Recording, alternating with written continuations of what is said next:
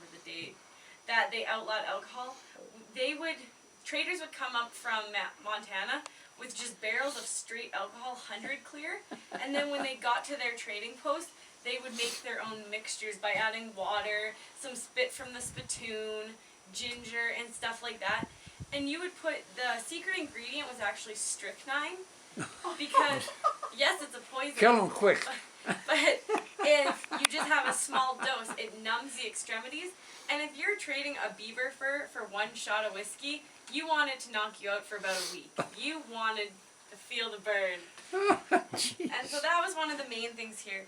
But after the fur trade got canceled, or the alcohol got shut down, then this was mostly just for trading and stuff. And what you really wanted when you would trade was one of these Hudson Bay blankets. Yeah. And it would take 3 buffalo to get one Hudson Bay blanket. Wow. And the reason that everyone wanted them is they were wool, and they're so much thinner but just as warm. Yeah, oh yeah. And when those get wet, like a buffalo gets wet, A, it's heavy, and B, it is very smelly, and it stays moist forever.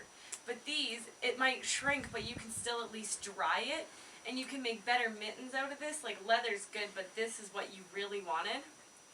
And the traders were actually very savvy people, and they knew what they wanted. Like canary yellow, when it came available in England and Britain, in I think it was 88, by 89, you would want that in your trading post, because if you didn't have it, they would go to another one. Because there was 13 trading posts just along this river, or this creek, I guess. Yeah.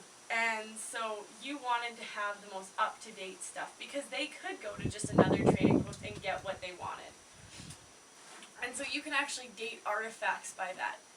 And the fur trade and like these little trading posts, they weren't what actually decimated all the animals around here.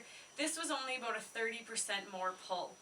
What it was when all the settlers came here and they all wanted fur, it's not, bison are kind of like birds, they go in a V. And so if you shoot the first female and the first male, the leads, the rest of the herd will stop. And so if you have a big enough crew, it's kind of like just knocking down dominoes. You just get to pick them off. And that is really what was hard on them.